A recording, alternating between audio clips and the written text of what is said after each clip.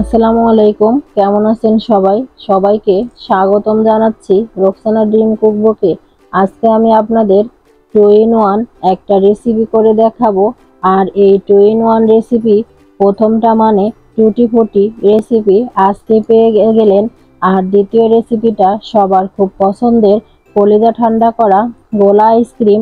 আর এই গোলা আইসক্রিমের রেসিপি পেয়ে যাবেন আগামীকাল।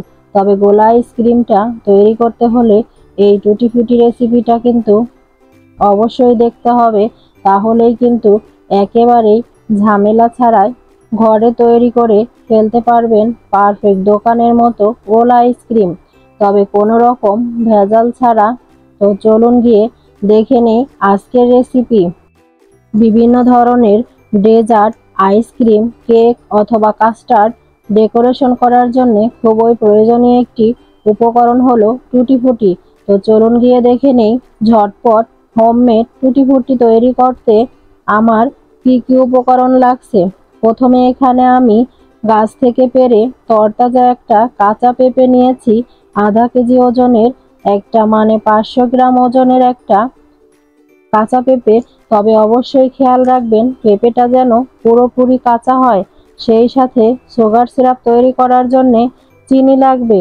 আমার মেজারমেন্ট কাপের 2 কাপ পরিমাণ।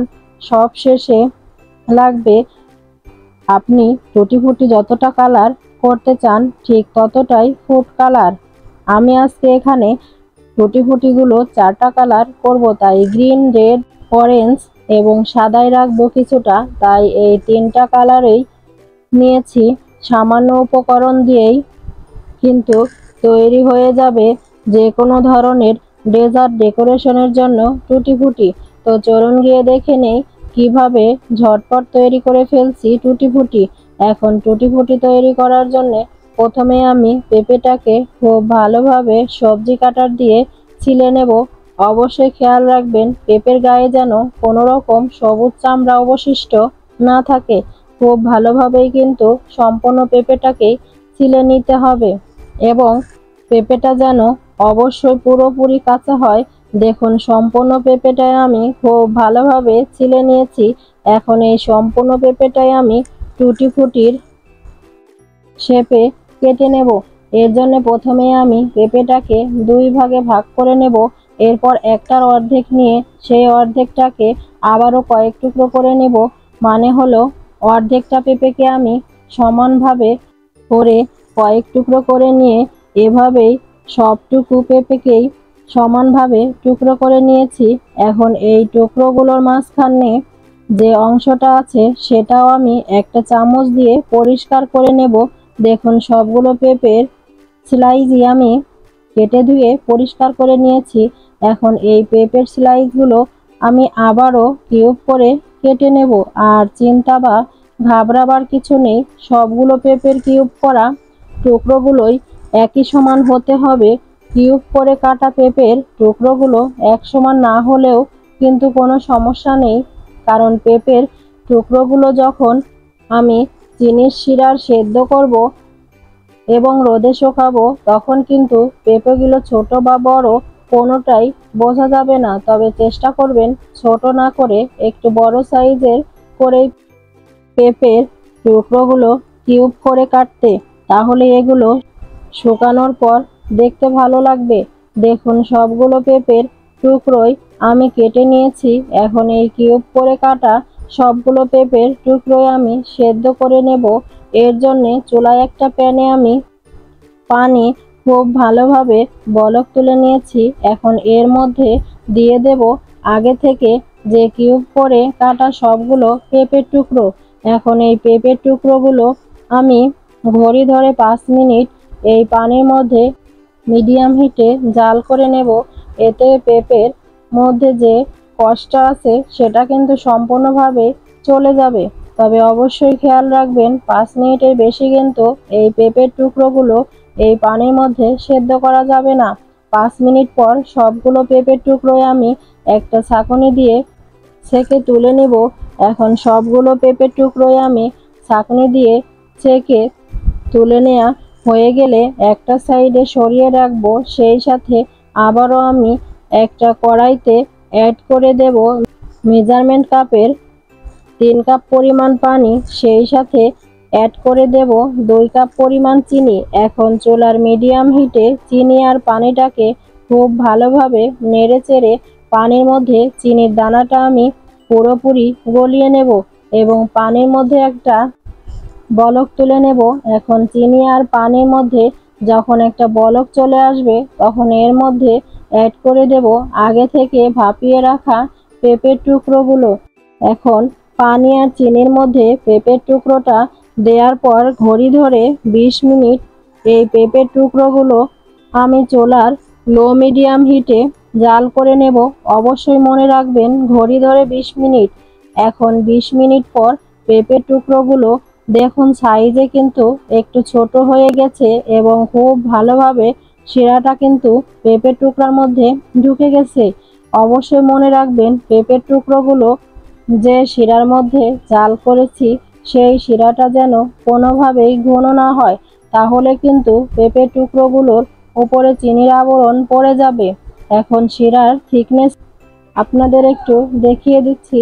এর জন্যে একটু শিরা 2 আঙ্গুলের মাথায় নিয়ে একটু চেপে ধরলেই দেখবেন কোনো রকম তার তৈরি হচ্ছে না, তার মানে শিরার থিকনেসটা একেবারে পারফেক্ট। এখন আমি চুলা থেকে নামিয়ে সম্পূর্ণ টুটি ফুটির মিশ্রণটায় আমি একটা বাটির মধ্যে ঢেলে নিব। সেই সাথে পেঁপের টুকরোগুলো আমি একে একে 4টা বাটিতে 4 ভাগে ভাগ করে নিব। 4টা বাটির মধ্যে ঢেলে নেব। এখন শিরা সহকারে সম্পূর্ণ টুটি ফুটিগুলোই আমি বাটিতে নিয়ে নিয়েছি। এখন এই টুটি ফুটিগুলো কালার করার জন্য শিরা সহকারে সমান 4 ভাগে ভাগ করে নেব, কারণ আমি কিন্তু আগেই বলেছি টুটি ফুটিগুলো আমি 4টা কালার করব। এখন শিরা সহকারে টুটি ফুটিগুলো আমি 4টা কালার করে নেব।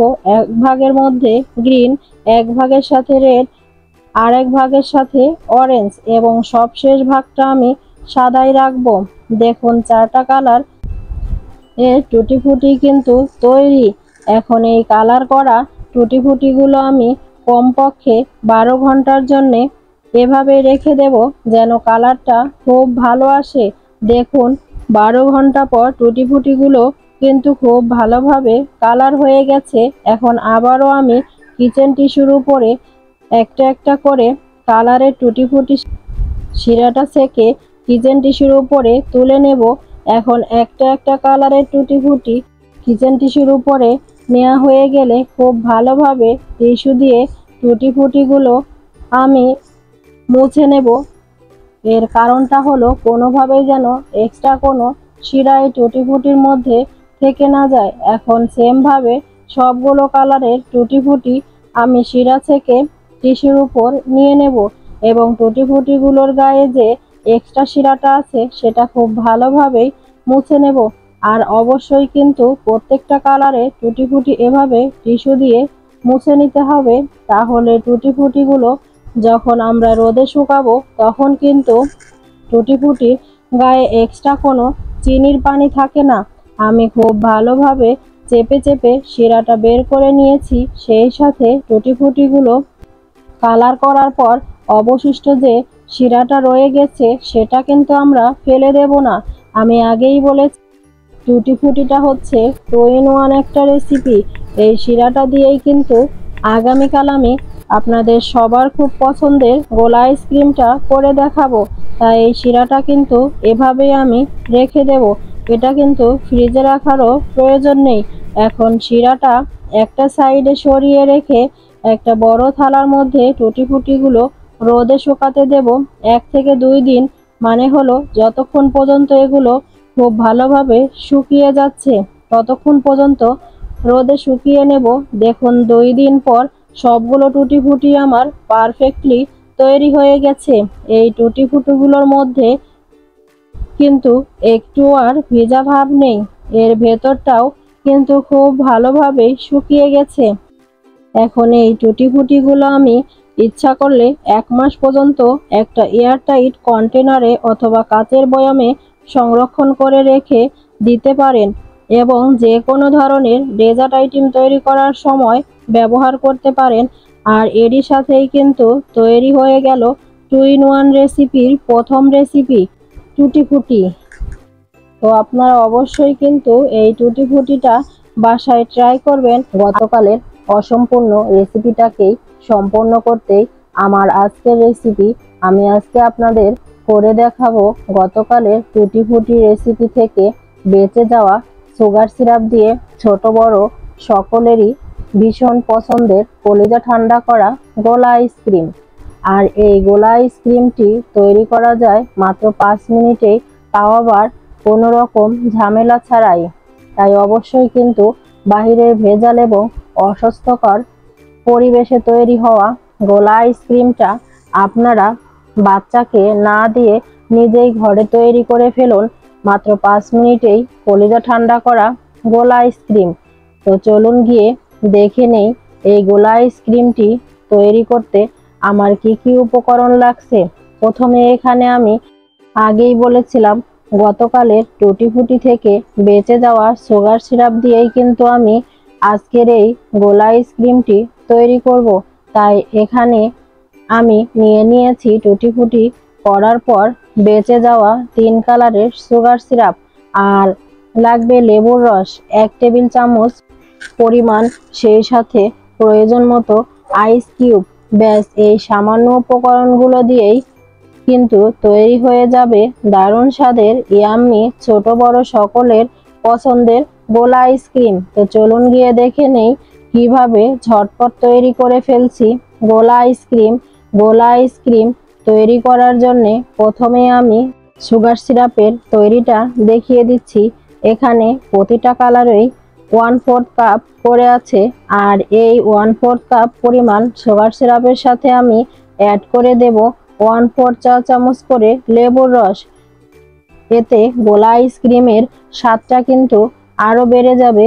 এখন সুগার সিরাপ আর লেবুর রসটা আমি খুব ভালোভাবে মিশিয়ে সুগার সিরাপগুলো একটা সাইডে রেখে দেব। সেই সাথে পরিমাণ মতো আইস কিউবগুলো নিয়েছিলাম সেগুলো একটা ব্লেন্ডারে দিয়ে দিব।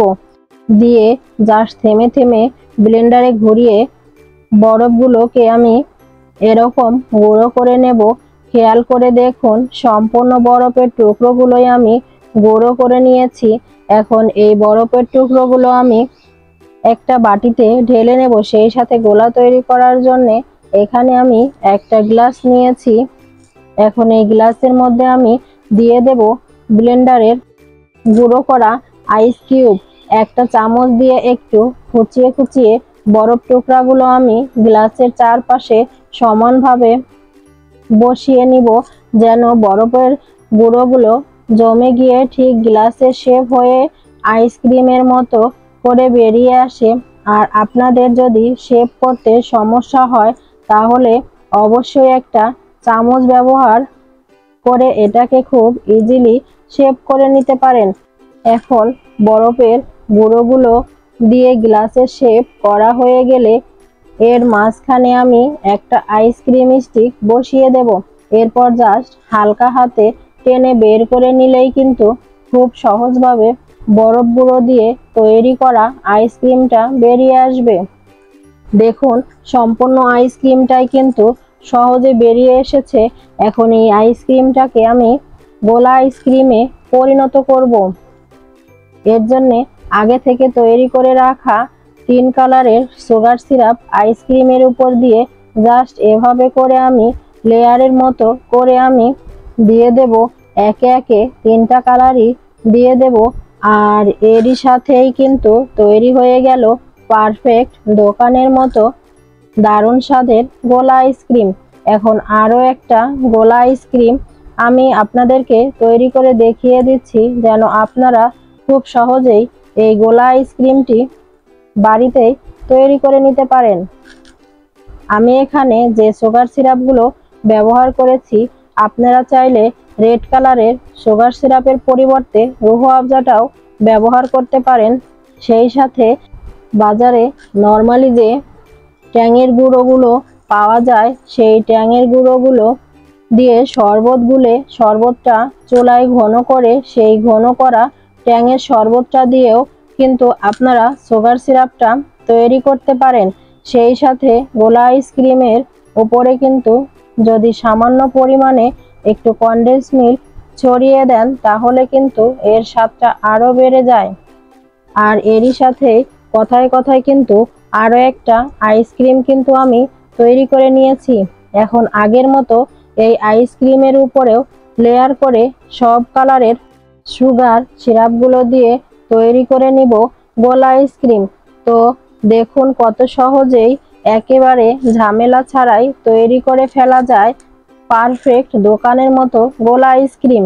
তো অবশ্যই কিন্তু এখন থেকে আপনাদের বাচ্চাকে বাহিরের ভেজাল এবং অস্বাস্থ্যকর পরিবেশে তৈরি হওয়া গোলা আইসক্রিম না খাইয়ে নিজেই মাত্র 5 মিনিটেই ঘরে তৈরি করে ফেলুন দারুণ স্বাদের কলিজা ঠান্ডা করা গোলা আইসক্রিম। ছোট থেকে বড় সবার ভীষণ পছন্দের আর ভীষণ মজাদার একদম পারফেক্ট টুটি ফুটি কেকের রেসিপি। এই কেক দেখতে যেমন আকর্ষণীয় এবং কালারফুল হয়, খেতেও কিন্তু তেমনই অনেক মজার এবং একদম পারফেক্ট একটা রেসিপি আপনাদের সাথে শেয়ার করব। আশা করছি আজকের এই রেসিপিটি যদি সম্পূর্ণ দেখেন আর দেখে বাসায় এই টুটি ফুটি কেকটি তৈরি করেন, ইনশাল্লাহ কেউ নিরাশ হবেন না।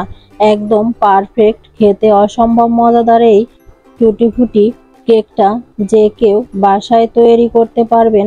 তো যাই হোক, প্রতিদিনের মতো আজকের রেসিপিটি আপনাদের কাছে ভালো লাগবে, আপনাদের উপকারেও আসবে।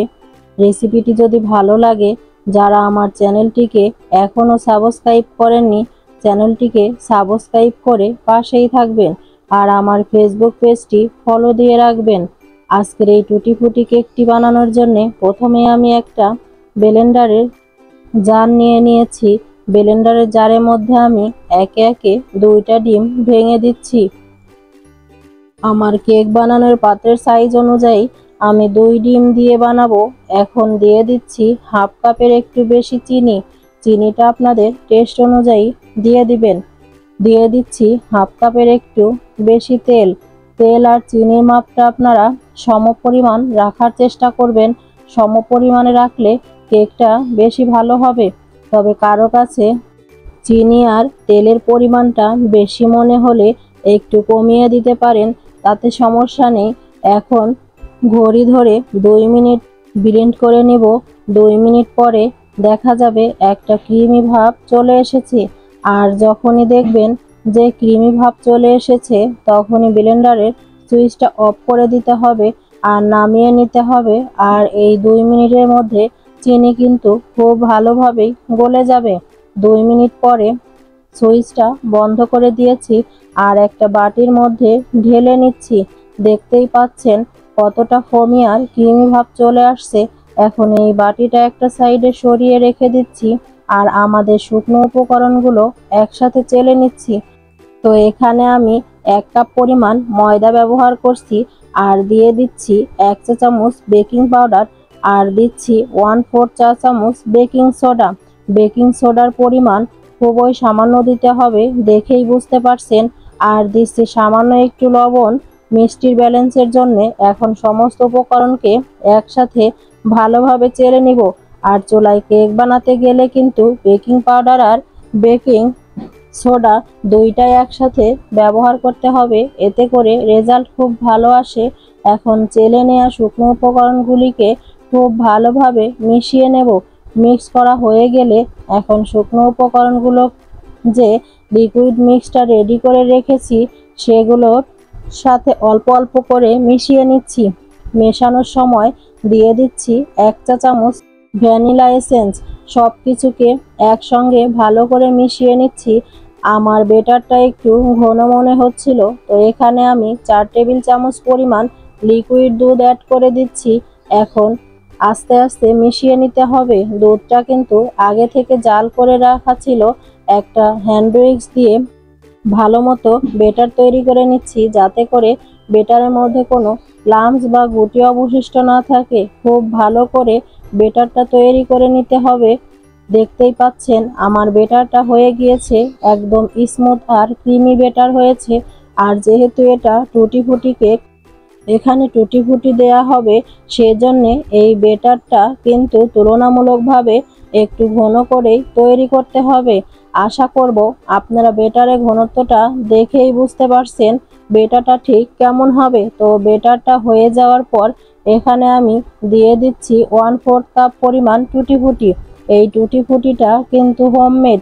এই টুটি ফুটি রেসিপি আমার চ্যানেলে পেয়ে যাবেন, ডিসক্রিপশনে লিঙ্কটা দেয়া থাকবে, চাইলে দেখে নিতে পারেন। আর আপনাদের হোমমেড টুটি ফুটি যদি না থাকে তাহলে আপনারা চাইলে যে কোনো ধরনের সুপার শপগুলোতে পেয়ে যাবেন।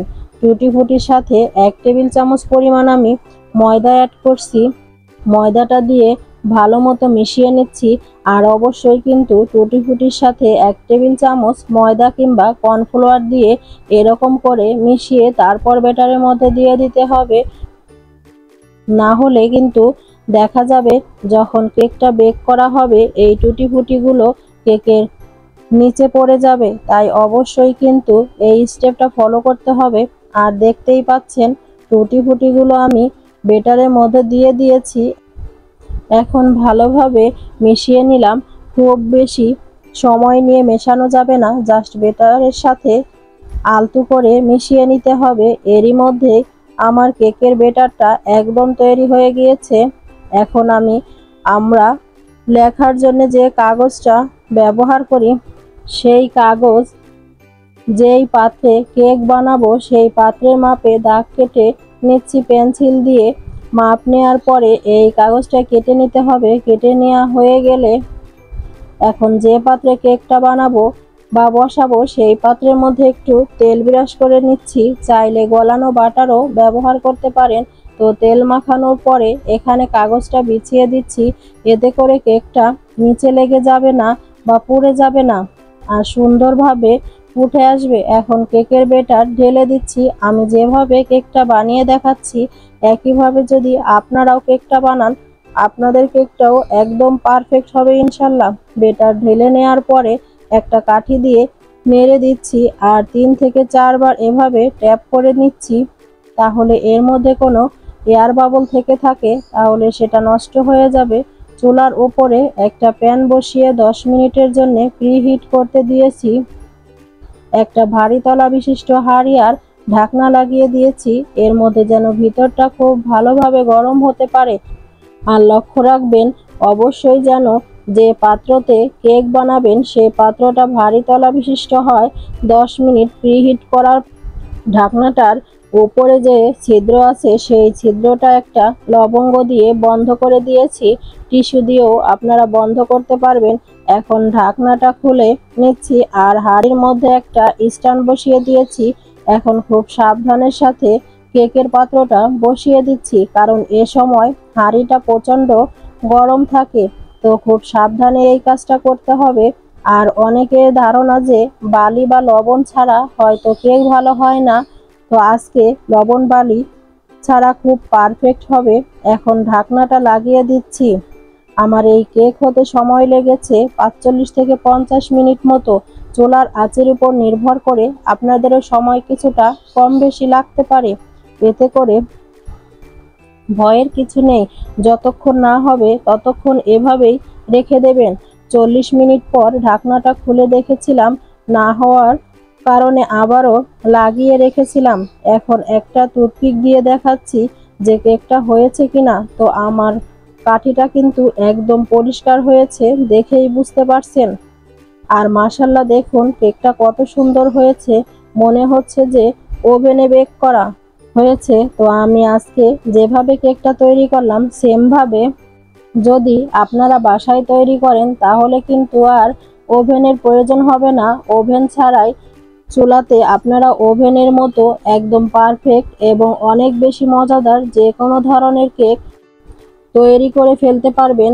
আর দেখতেই পাচ্ছেন মাশাআল্লাহ করে আমার কেকটা কত সুন্দর হয়েছে, সব দিক থেকে অনেক বেশি সফট হয়েছে। আর কেকের টেস্টটা যে কতটুকু হয়েছে সেটা তো আমি বলে বোঝাতে পারবো না।